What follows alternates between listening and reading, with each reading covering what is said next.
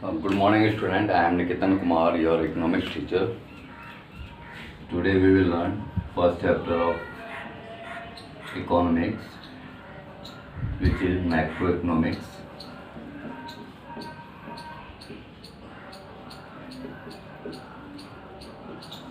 In this chapter, we will discuss lots of things related to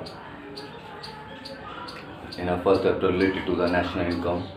So I will write down here the name of chapter, national income and its aggregates.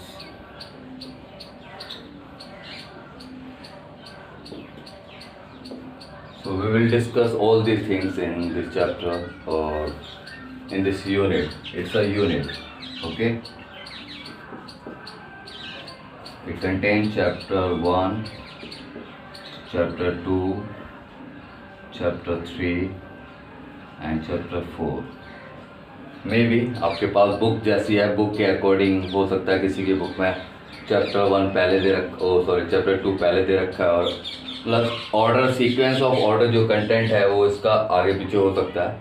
And finally last वाला topic जो है chapter 4, उसमें हम calculation करते हैं, calculation of national income.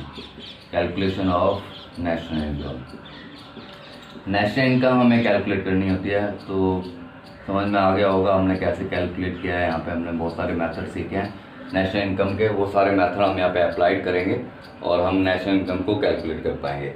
बाकी के other जो चैप्टर हैं, चैप्टर 1, चैप्टर 2, चैप्टर 3, यहाँ पे आप और भी डिटेल में पढ़ पाएंगे बहुत सारी चीज़ें। जैसे कि बात करूँगा मैं, हम इंट्रोडक्शन कर पाएंगे, यहाँ पे इंट्रोड्यूस कर पाएंगे जिसमें आपको फ्लोज के बारे में बात करी है। तो मैं आपको बता दूंगा सारे कंटेंट, उससे बेटर ये है कि मैं आपको अब स्टार्ट कर देता हूँ कि आपको कैसे पढ़ना है, क्या पढ़ना है।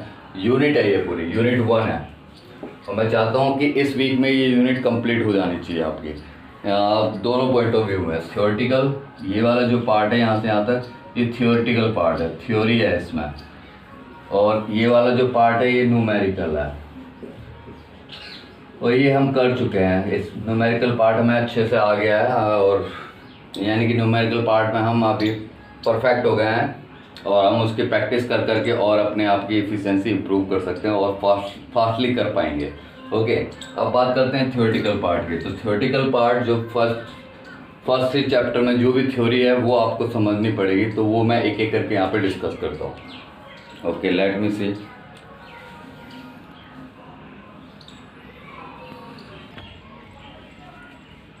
तो जैसे कि आप देख पा रहे हैं यहाँ पे मैंने 4 कंटेंट लिखे हैं। Introduction, meaning of circular flow of income, types of circular flow and circular flow in a simple economy. तो ये 4 पॉइंट है, यूनिट 1 के ही पार्ट है। अलग अलग चैप्टर में आपको मिल सकता हो सकता है आपकी बुक में ये सेकंड चैप्टर में दे रखा हो, मे बी। ओके, तो जो भी है उससे ऑर्डर से कोई मैटर नहीं करता, हमें तो टॉपिक के बारे में नॉलेज होनी चाहिए, टॉपिक के बारे में पता होना चाहिए कि टॉपिक क्या है और क्या हम बताते हैं। तो सबसे पहले यहाँ पे टॉपिक है इंट्रोडक्शन। ओके, अब ह्यूमन बीइंग के बारे में आप क्या जानते हो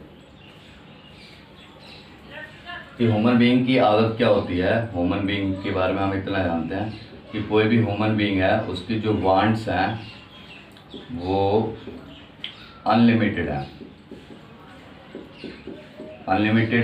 एंड रिकरिंग है, यानी कि बार बार रिपीटिंग। ओके, तो ह्यूमन वांट्स है जो कि अनलिमिटेड है एंड रिकरिंग है। तो इसके लिए ह्यूमन बीइंग क्या करता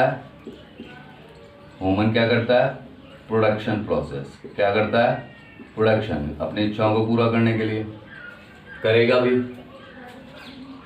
तो वो प्रोडक्शन प्रोसेस करना स्टार्ट कर देता है, जो कि एक कंटिन्यूअस प्रोसेस है। ओके, जैसे कि मैंने बताया आपको कि इंट्रोडक्शन में आपको क्लियरफाई कर रहा हूँ। फर्स्ट पॉइंट इंट्रोडक्शन है, तो इंट्रोडक्शन थोड़ा सा होना भी चाहिए, पता भी होना चाहिए हम स्टार्ट कहाँ से कर रहे हैं।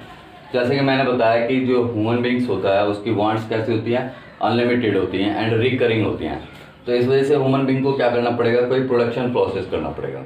और ये प्रोडक्शन प्रोसेस ये नहीं है कि आप एक ही बार के लिए करेंगे, ये आपको कंटिन्यूस प्रोसेस है, यानी कि कंटिन्यू करना पड़ेगा, लगातार करते रहना पड़ेगा जब तक कि हमारी वांट्स एंड हमारी नीड हमारी पूरी नहीं होती हैं। तो इन दिस प्रोसेस, इस प्रोसेस में होता क्या है, different factors of production, different factors of production, बहुत सारे वेरियस प्रोडक्शन के फैक्टर होते हैं, आपको शायद नाम पता होंगे। अगर नाम नहीं पता है तो ये आपकी इकोनॉमिक्स पढ़ रहे हैं तो उसको आपका मतलब कोई सेंस नहीं बनता कि अगर आपको फैक्टर्स ऑफ प्रोडक्शन नहीं पता है। फैक्टर ऑफ प्रोडक्शन बहुत सिंपल है, जिसकी वजह से प्रोडक्शन हो रहा है, तो कौन कौन सी चीज़ें हैं वो आपको पता होना चाहिए। ये आपका वर्क है, आपसे मैं नेक्स्ट क्लास में, जब ऑनलाइन क्लास होगी उसमें मैं आपसे पूछूंगा कि फैक्टर्स ऑफ प्रोडक्शन क्या होते हैं। तो उन फैक्टर्स ऑफ प्रोडक्शन को क्या करते हैं, हम कंबाइन करते हैं together for production of goods and service. क्या बनाते हैं, गुड्स एंड सर्विस। तो गुड्स एंड सर्विस को बनाने के लिए हम यहाँ पे बात कर रहे हैं, तो इकोनॉमिक पॉइंट ऑफ व्यू बात कर रहे हैं। ओके सो जैसा कि बताया कि मैंने इंट्रोडक्शन में कि प्रोडक्शन एक्टिविटी करते हैं तब जाके गुड्स एंड सर्विस का प्रोडक्शन हो पाता है। तो इसमें क्या होता है, कैसे होता है ये सारा काम। फर्म की स्पेलिंग FIR, फर्म्स। ये फर्म्स क्या करती हैं, firms produce goods and service with collective efforts of factor of production. Factor of production मैंने आपको पहले पूछा था क्या होता है फैक्टर ऑफ प्रोडक्शन, वो आपको पता होना चाहिए।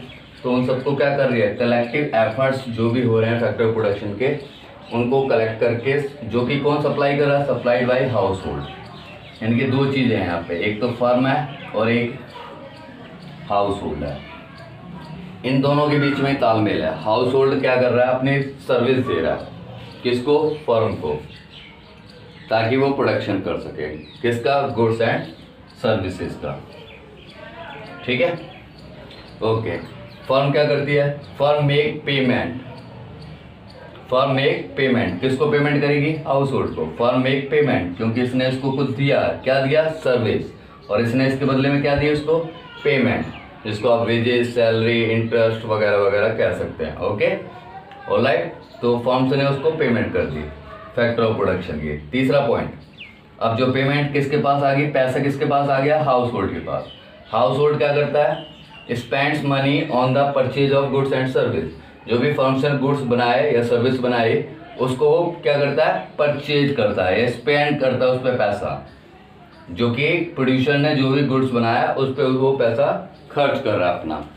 तो इस तरह से ये 3 पॉइंट आपको समझने पड़ेंगे। ये इंट्रोडक्शन है एक तरह से कि किस तरह से इनकम फ्लो हो रही है, first from firm to household, firm से household and in the form of factor payment, and then from household to firm, और हाउस होल्ड से फिर फर्म जा रही है in the form of consumption expenditure.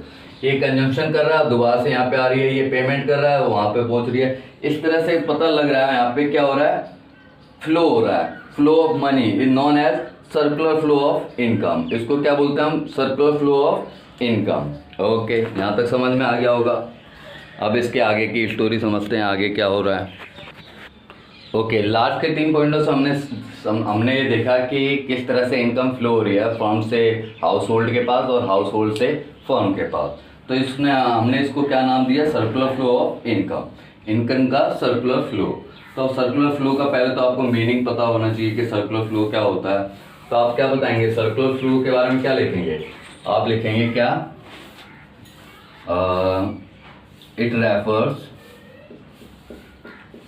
किससे refers करता है, इसका क्या मतलब है, it refers to cycle of generation, to cycle of generation of income, generation of income. क्या जनरेट हो रही है, इनकम जनरेट हो रही है। और कैसे इनकम जनरेट हो रही है, इन द प्रोडक्शन प्रोसेस। कैसे प्रोसेस में, प्रोडक्शन प्रोसेस में, ठीक है, जो कि कंटिन्यूस होगा। तो प्रोडक्शन प्रोसेस से हमें पता लग रहा है क्या हो रहा है, गुड्स एंड सर्विस बन रही है, तो यानी कि इनकम जनरेट हो रही है। फिर हम क्या करते हैं, ये फर्स्ट पॉइंट लिख रहा हूँ मैं, पॉइंट नहीं है, आपको कंप्लीट डेफिनेशन आपको पूरा ज्वाइन करके लिखना है कि it refer to the cycle of generation of income in the production process and its distribution. दूसरा क्या है, डिस्ट्रीब्यूशन। डिस्ट्रीब्यूशन क्या होता है, डिस्ट्रीब्यूट करना, बांटना, डिस्ट्रीब्यूशन इट्स डिस्ट्रीब्यूशन किसमें होगा, among the factors of production, किस में बांटा जाएगा, among the factors of production, factor of production. जो भी प्रोडक्शन हम कर, जिसके द्वारा हमने प्रोडक्शन किया उसको हमने क्या कर दिया, उनके बीच में डिस्ट्रीब्यूशन कर दिया, किसका, इनकम का। क्योंकि क्या जनरेट किया था हमने, इनकम जनरेट करी थी, इनकम जनरेट करी और इनकम को क्या कर दिया हमने, डिस्ट्रीब्यूट कर दिया, किसके बीच में, फैक्टर ऑफ प्रोडक्शन के बीच में। तो इसका क्या मतलब हुआ, इसका मतलब हुआ इट्स सर्कुलेट हो गई कहाँ से, from, when it circulates from household to farm, it circulates from household to farm in the form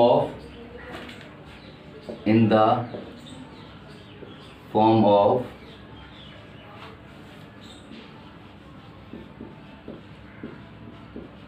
conjunction expenditure. होगा नहीं होगा, तो ये तीसरा पॉइंट दे रहा हूँ मैंने, ब्रेक कर लिया, पूरी डेफिनेशन वही है, आपको बस ब्रेक, विदाउट ब्रेक आपको लिखना है कि आपको लिखना है, it refer to the cycle of generation of income in the production process comma its distribution among the factor of production and production finally, and it circulates from household to firm in the form of consumption expenditure। किस पे करते हैं हम वो consumption expenditure, on goods and service, on goods and services। तो ये कौन बना रहा है, by producer। तो हम कंजम्पशन एक्सपेंडिचर कहाँ पे कर रहे हैं, गुड्स एंड सर्विस पे कर रहे हैं, जो कि कौन बना रहा है, प्रोड्यूसर्स, यानी कि प्रोड्यूस्ड बाय प्रोड्यूसर। ओके, तो आप इस तरह से इसकी डेफिनेशन बता सकते हैं। ओके, ऑलराइट, अब इसी का एक और पार्ट पढ़ते हैं हम। ओके, इसका नेक्स्ट पार्ट जो हम पढ़ेंगे उसमें हम क्या पढ़ेंगे, फेसेस। क्या पढ़ेंगे हम, faces of circular flow of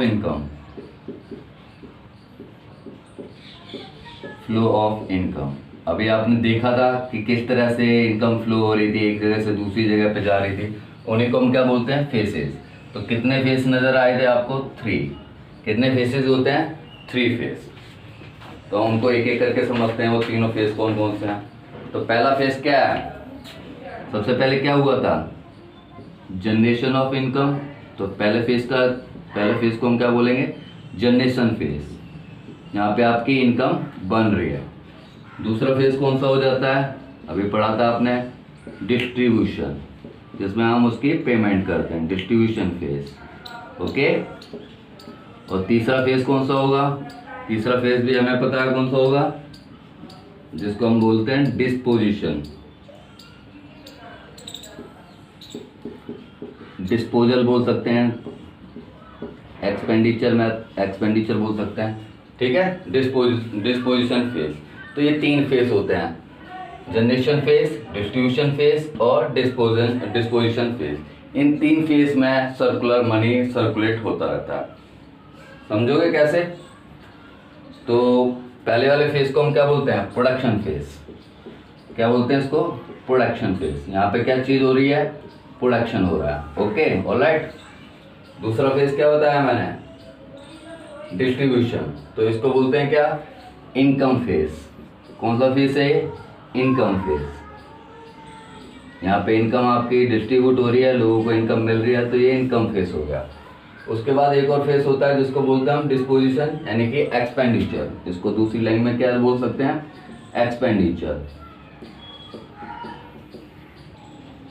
expenditure face. Alright, 3 face है, यहाँ प्रोडक्शन से यहाँ पे इनकम गई, इनकम जनरेट हुई थी यहाँ पे, फिर इनकम को डिस्ट्रीब्यूट कर दिया, इनके पास आ गई।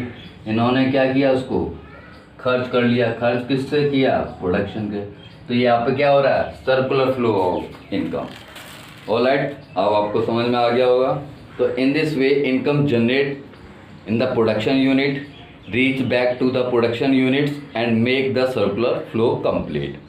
प्रोडक्शन यूनिट में ही आपकी इनकम बनी है और प्रोडक्शन यूनिट में आके कंप्लीट हो जाती है, यानी पहुंच जाती है। तो इससे क्या होता है, एक सर्कुलर फ्लो कंप्लीट हो जाता है। इतना आपको समझ में आ गया होगा। इसके वेरियस कॉन्सेप्ट और भी हैं जो मैं आपको अब बाद की क्लास में बताऊंगा। Thank you, have a nice day.